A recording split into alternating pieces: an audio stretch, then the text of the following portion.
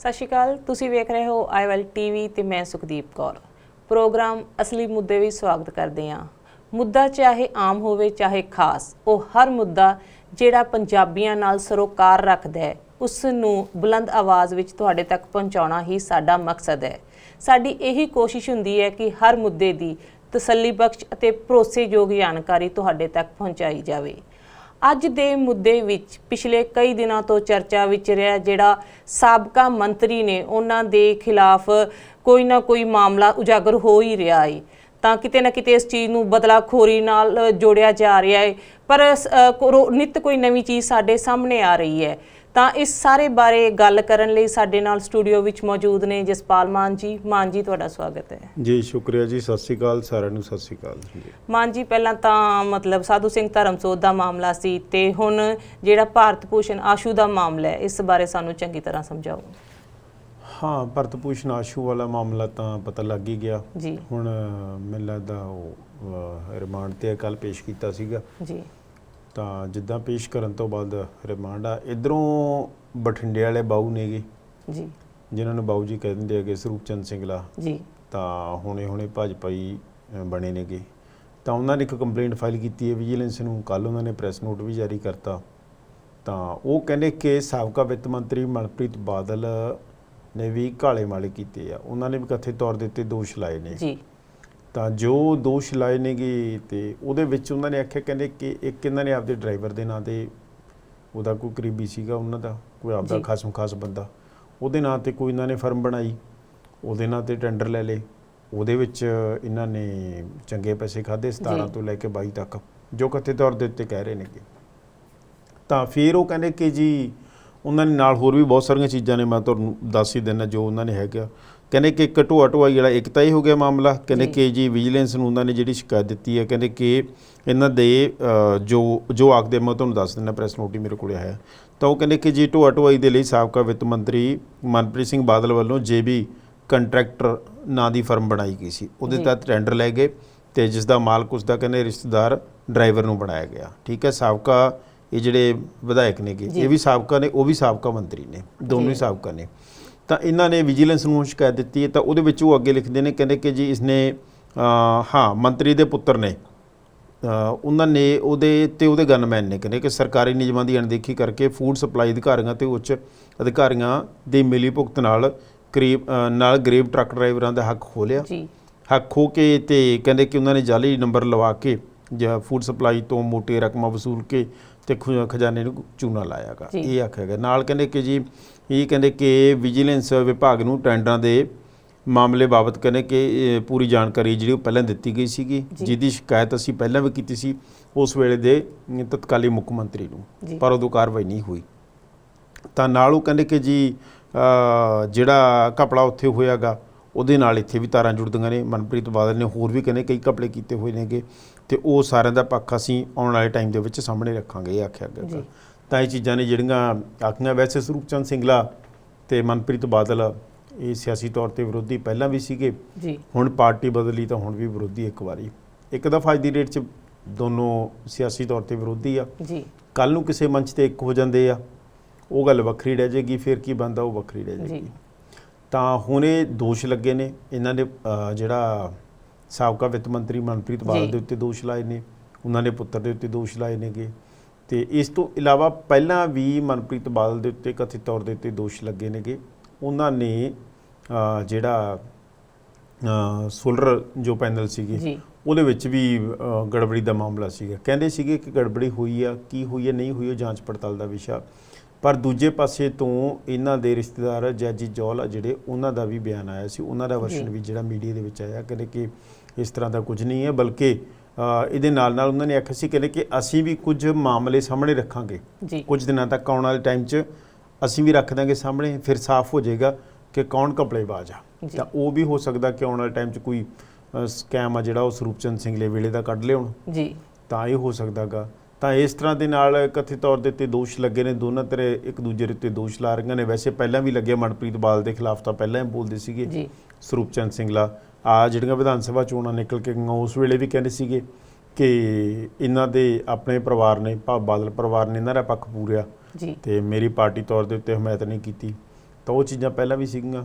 ਤਾਂ ਵੈਸੇ ਇੱਕ ਗੱਲ ਆ ਕਿ ਮੈਨੂੰ ਲੱਗਦਾ ਜਿਹੜੇ ਹਿਸਾਬ ਨਾਲ ਸੂਈ ਚੱਲ ਰਹੀ ਹੈ ਇਸ ਵੇਲੇ ਤਾਂ ਉਹ ਬਚਦਾ ਕੋਈ ਦਿੰਦਾ ਨਹੀਂ ਹੈ। ਵੈਸੇ ਦੇਖਦੇ ਹਾਂ ਕਿ ਮਾਮਲੇ ਦੇ ਵਿੱਚ ਨਿਕਲਦਾ ਕੀ ਆ, ਕਿਹੜੇ ਪਾਸੇ ਨੂੰ ਮਾਮਲਾ ਜਾਂਦਾ, ਜਾਂ ਪੜਤਾਲ ਹੋਣ ਤੋਂ ਬਾਅਦ ਕੀ ਸਾਹਮਣੇ ਆਉਂਦਾ, ਜਾਂ ਇਹ ਸੁਰਖੀਆਂ ਬਾਅਦ ਦੇ ਵਿੱਚ ਆ ਕੇ ਕਿਤੇ ਨਾ ਕਿਤੇ ਜਾ ਕੇ ਮੱਧਮ ਪੈ ਜਾਣਗੇ। ਜੀ ਮਾਨ ਸਾਹਿਬ, ਜਿਵੇਂ ਤੁਸੀਂ ਕਹਿ ਰਹੇ ਹੋ ਕਿ ਸਿਆਸੀ ਵਿਰੋਧ ਹੈ, ਯਾਨੀ ਜਦੋਂ ਤੱਕ ਤਾਂ ਤੁਸੀਂ ਇਕੱਠੇ ਹੋ ਤਾਂ ਕਿਤੇ ਨਾ ਕਿਤੇ ਥੋੜਾ ਵਿਰੋਧ ਹੁੰਦਾ, ਪਰ ਤੁਸੀਂ ਉਸ ਪੱਧਰ ਤੱਕ ਇੱਕ ਦੂਜੇ ਦੀ ਖਿਲਾਫਤ ਨਹੀਂ ਕਰਦੇ। ਪਰ ਜਦੋਂ ਜਿਵੇਂ ਪਾਰਟੀ ਬਦਲ ਜਾਂਦੀ ਹੈ, ਆਈਡੀਓਲੋਜੀ ਨਾਲ ਦੀ ਨਾਲ ਬਦਲ ਜਾਂਦੀ ਹੈ, ਫਿਰ ਤੁਹਾਨੂੰ ਜਿਹੜਾ ਬੰਦਾ ਤੁਹਾਡੇ ਨਾਲ ਸ਼ਾਇਦ ਕਿਤੇ ਨਾ ਕਿਤੇ ਤੁਸੀਂ ਵੀ ਉਸੇ ਟਰੈਕ ਤੇ ਚੱਲੇ ਹੁੰਦੇ ਹੋ, ਫਿਰ ਇੱਕਦਮ ਤੁਹਾਨੂੰ ਉਸ ਬੰਦੇ 'ਚ ਸਾਰੀਆਂ ਗਲਤੀਆਂ ਨਜ਼ਰ ਆਉਣ ਲੱਗ ਪੈਂਦੀਆਂ ਤੇ ਤੁਹਾਨੂੰ ਹੁੰਦਾ ਮੈਂ ਸਾਰੀ ਦੁਨੀਆ ਵਿੱਚ ਉਹਦੀ ਸੱਚਾਈ ਦੱਸਾਂ, ਜਦ ਕਿ ਸੱਚਾਈ ਤਾਂ ਪਹਿਲਾਂ ਵੀ ਉਹੀ ਹੁੰਦੀ ਆ। ਦੇਖੋ, ਸੱਚਾਈ ਤਾਂ ਇੱਦਾਂ ਹੁੰਦੀ ਹੈ ਕਿ ਸਿਆਸੀ ਤੌਰ ਦੇ ਉੱਤੇ ਵਿਰੋਧੀ ਹੈ ਜਿਹੜੇ, ਉਹ ਅਲੱਗ ਚੀਜ਼ ਆ। ਬੇਸ਼ੱਕ ਉਹ ਇੱਕ ਮੰਚ ਤੇ ਹੋਣ, ਜੇ ਕਿਤੇ ਨਹੀਂ ਬਣਦੀ ਤਾਂ ਉਹ ਠਿੱਬੀ ਲਾਉਣ ਨੂੰ ਤਿਆਰ ਹੀ ਰਹਿੰਦੇ ਨੇ। ਤਾਂ ਇੱਥੇ ਵੈਸੇ ਇੱਕ ਮੰਚ ਤੇ ਕਿਤੇ ਗਏ ਨਹੀਂ ਹੈ, ਤਾਂ ਦੋਨੇ ਸਿਆਸੀ ਤੌਰ ਦੇ ਉੱਤੇ ਪਹਿਲਾਂ ਵੀ ਵਿਰੋਧੀ ਰਹੇ ਆ। ਠੀਕ ਹੈ, ਉਸ ਵੇਲੇ ਪਹਿਲਾਂ ਇਕੱਠੇ ਸੀਗੇ ਇੱਕੋ ਪਾਰਟੀ 'ਚ, ਫਿਰ ਅਲੱਗ-ਅਲੱਗ ਹੋ ਗਏ, ਤਾਂ ਵੀ ਮਤਲਬ ਇਸ ਤਰ੍ਹਾਂ ਦੇ ਨਾਲ ਚੱਲਦਾ ਰਿਹਾ। ਤਾਂ ਵੱਡੀ ਗੱਲ ਇਹ ਆ ਕਿ ਦੋਸ਼ ਲਾਉਣੇ ਉਹ ਗੱਲ ਵੱਖਰੀ ਹੁੰਦੀ ਆ, ਮਾਮਲੇ ਦੀ ਪੜਤਾਲ ਕਰਾਉਣੀ, ਉਹਦੇ ਮਗਰ ਮਾਮਲੇ ਦੇ ਵਿੱਚ ਆ ਕੇ ਭੱਜਣਾ, ਉਹ ਗੱਲ ਵੱਖਰੀ ਹੁੰਦੀ ਹੈ। ਕਈ ਦਫਾ ਹੁੰਦਾ ਕੀ ਹੈ ਨਾ ਕਿ ਦੇਖਦੇ ਆ ਕਿ ਕਈ ਬੰਦੇ ਆਖਦੇ ਕੰਪਲੇਂਟੈਂਟ ਕਿ ਮੈਨੂੰ ਵਿੱਚ ਇਨਵੋਲਵ ਕਰ ਲਓ ਇਨਕੁਆਇਰੀ 'ਚ, ਜੋ ਜਿੱਥੇ ਕਿਤੇ ਲੋੜ ਆ ਮੈਂ ਉੱਥੇ ਨਾਲ ਫੈਕਟ ਰੱਖਦਾ ਰਹੂੰਗਾ। ਕਈ ਹੁੰਦੇ ਕੀ ਹੈ ਕਿ ਇੱਕ ਦੋ ਵਾਰੀ ਉਹਨਾਂ ਨੇ ਸੁਰਖੀਆਂ ਬਟੋਰਨ ਤੋਂ ਬਾਅਦ ਪਾਸੇ ਹੋ ਜਾਂਦੇ ਆ, ਜਾਂ ਆਪਣਾ ਮਤਲਬ ਕੱਢਦੇ ਅਤੇ ਫਿਰ ਸਾਈਡ ਤੇ ਹੋ ਜਾਂਦੇ, ਇਸ ਤਰ੍ਹਾਂ ਦੇ ਨਾਲ ਵੀ ਹੋ ਜਾਂਦਾ। ਪਰ ਇੱਥੇ ਕੁਝ ਵੱਖਰਾ ਲੱਗ ਰਿਹਾ, ਇੱਥੇ ਪਹਿਲਾਂ ਵੀ ਇਹਨਾਂ ਦੀ ਸਿਆਸੀ ਕਿੜ ਰਹੀ ਹੈ ਇੱਕ ਦੂਜੇ ਨਾਲ, ਹੁਣ ਲੱਗਦਾ ਨਹੀਂ ਹੈ ਕਿ ਹੋਏਗਾ ਮਾਮਲਾ ਠੰਡਾ, ਕਿਉਂਕਿ ਜਿਸ ਤਰ੍ਹਾਂ ਦੇ ਨਾਲ ਸਰੂਪ ਚੰਦ ਸਿੰਗਲਾ ਪਹਿਲਾਂ ਵੀ ਬੋਲੇ ਸੀਗੇ, ਫਿਰ ਉਹਨਾਂ ਨੇ ਪਾਰਟੀ ਛੱਡੀ, ਅਕਾਲੀ ਦਲ ਛੱਡਤੀ, ਤਾਂ ਉਸ ਤੋਂ ਬਾਅਦ ਉਹ ਭਾਜਪਾ ਚਲੇ ਗਏ।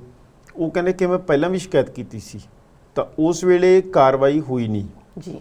ਹੁਣ ਕਿੰਨੀ ਕੁ ਕਾਰਵਾਈ ਹੁੰਦੀ ਆ ਉਹ ਦੇਖਣ ਵਾਲੀ ਚੀਜ਼ ਰਹੂਗੀ। ਵੈਸੇ ਵੀ ਤਾਂ ਇਹ ਨਾ ਗੱਲ, ਆਮ ਆਦਮੀ ਪਾਰਟੀ ਵੀ ਤਾਂ ਇਹਨਾਂ ਦੀ ਸਿਆਸੀ ਵਿਰੋਧੀ ਦੋਨਾਂ ਦੀ ਵੈਸੇ ਤਾਂ, ਪਰ ਦੇਖਦੇ ਆ ਕਿ ਆਮ ਆਦਮੀ ਪਾਰਟੀ ਕੋਲੇ ਹੁਣ ਸ਼ਿਕਾਇਤ ਕਰਤੀ, ਪਾਰਟੀ ਦੇ ਮਾਫ ਕਰਨਾ ਸਰਕਾਰ ਕੋਲ ਸ਼ਿਕਾਇਤ ਕੀਤੀ, ਵਿਭਾਗ ਕੋਲ ਸ਼ਿਕਾਇਤ ਕੀਤੀ, ਵਿਜੀਲੈਂਸ ਕੋਲ। ਤਾਂ ਵਿਜੀਲੈਂਸ ਉਹਦੇ ਵਿੱਚ ਇਨਵੈਸਟੀਗੇਸ਼ਨ ਕਰਕੇ ਜਿਹੜੇ ਫੈਕਟ ਸਾਹਮਣੇ ਰੱਖਦੀ ਆ ਕਿ ਉਹ ਵਾਕਈ ਜੋ ਸਰੂਪ ਚੰਦ ਸਿੰਗਲਾ ਕਹਿੰਦੇ ਨੇ ਉਸ ਹੂਬਹੂ ਉਸੇ ਤਰ੍ਹਾਂ, ਜਾਂ ਕੁਝ ਮਤਲਬ ਉਸੇ ਦੀ ਤਰਜ਼ ਦੇ ਉੱਤੇ ਜਾ ਰਿਹਾ, ਭਾਵ ਉਸੇ ਟਰੈਕ ਦੇ ਉੱਤੇ ਜਾ ਰਹੇ ਆ ਜਾਂ ਨਹੀਂ ਜਾ ਰਹੇ, ਇਹ ਬੜਾ ਦੇਖਣਾ ਇੰਪੋਰਟੈਂਟ ਹੋਊਗਾ। ਦੂਜੀ ਵੱਡੀ ਗੱਲ ਇਹ ਆ ਕਿ ਇਹਦੇ ਵਿੱਚ ਇਨਕੁਆਇਰੀ ਇਸ ਤਰ੍ਹਾਂ ਦੇ ਮਾਮਲਿਆਂ 'ਚ ਥੋੜ੍ਹਾ ਜਲਦੀ ਹੋ ਜਾਣੀ ਲਾਜ਼ਮੀ ਆ ਜੀ।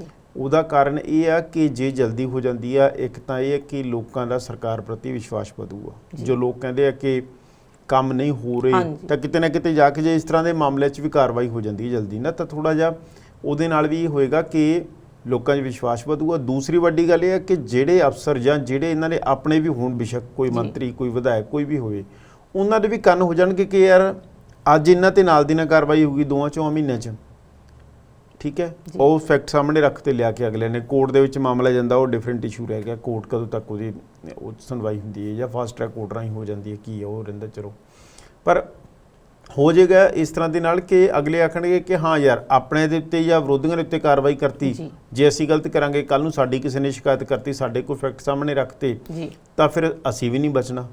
ਤਾਂ ਇਸ ਲਈ ਲਾਜ਼ਮੀ ਹੈ ਕਿ ਥੋੜ੍ਹਾ ਜਿਹਾ ਜਲਦੀ ਕਾਰਵਾਈ ਹੋ ਜੇ। ਔਰ ਇਸ ਮਾਮਲੇ ਦੇ ਵਿੱਚ ਵੀ ਚਾਹੀਦਾ ਗਾ, ਜਾਂ ਆਸ਼ੂ ਵਾਲੇ ਮਾਮਲੇ 'ਚ ਵੀ ਚਾਹੀਦਾ ਗਾ, ਜਾਂ ਸਾਧੂ ਸਿੰਘ ਧਰਮਸੋਤ ਵਾਲੇ ਮਾਮਲੇ 'ਚ ਵੀ ਚਾਹੀਦਾ ਗਾ, ਸੰਗਤ ਗਿਲਜੀਆਂ ਵਾਲੇ ਮਾਮਲੇ 'ਚ ਵੀ ਚਾਹੀਦਾ। ਉਹਨਾਂ 'ਚ ਵੀ ਆ, ਉਹਨਾਂ 'ਚ ਵੀ ਇੱਕ ਅਪਡੇਟ ਸ਼ਾਇਦ ਆ ਰਿਹਾ ਸੀ, ਮਿਲਿਆ ਸ਼ਾਇਦ ਉਹਨਾਂ ਦਾ ਫੈਸਲਾ ਰਾਖਵਾਂ ਕਰ ਲਿਆ ਹਾਈ ਕੋਰਟ ਨੇ, ਪਤਾ ਨਹੀਂ ਕੀ ਆ, ਬੇਲ ਹੋਏਗੀ ਨਹੀਂ ਹੋਏਗੀ, ਉਹ ਵੱਖਰਾ ਇਸ਼ੂ ਆ ਕਿ ਬੇਲ ਹੁੰਦੀ ਹੈ ਕਿ ਜੇਲ੍ਹ ਜਾਂਦੇ ਨੇਗੇ।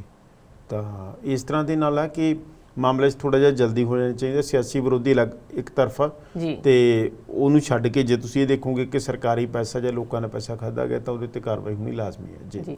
ਪਿਛਲੇ 2-3 ਦਿਨਾਂ ਤੋਂ ਜਿਹੜੀਆਂ ਖਬਰਾਂ ਸੀ ਕਿ ਜਿਹੜੀ ਕਾਂਗਰਸ ਹੈ ਇਹ ਧਰਨੇ ਤੇ ਆ ਵੀ ਜਿਹੜੇ ਬਦਲਾਖੋਰੀ ਦੀ ਭਾਵਨਾ ਨਾਲ ਸਰਕਾਰ ਇਹ ਸਾਰਾ ਕੁਝ ਕਰ ਰਹੀ ਹੈ, ਚਾਹੇ ਧਰਮਸੋਤ ਦਾ ਮਾਮਲਾ ਹੋਵੇ, ਉਸ ਤੋਂ ਬਾਅਦ ਚਾਹੇ ਆਸ਼ੂ ਜਿਹੜੇ ਕੈਬਨਿਟ ਮੰਤਰੀ ਸੀ, ਤੇ ਹੁਣ ਜਿਹੜਾ ਆਮ ਮਨਪ੍ਰੀਤ ਬਾਦਲ ਦਾ ਮੁੱਦਾ ਸਾਹਮਣੇ ਆ ਗਿਆ, ਤਾਂ ਕਿਤੇ ਨਾ ਕਿਤੇ ਬਦਲਾਖੋਰੀ ਦਾ ਜਿਹੜਾ ਆਪਾਂ ਪੱਖ ਕਹਿ ਸਕਦੇ ਹਾਂ, ਉਸ ਦੀ ਕੁਝ ਸੰਭਾਵਨਾ ਚਾਹੇ ਭਾਜਪਾ ਵੱਲੋਂ ਹੁਣ ਹੋਵੇ, ਤਾਂ ਕਿੰਨੀ ਕੁ ਜਾਪਦੀ ਹੈ ਤੁਹਾਨੂੰ?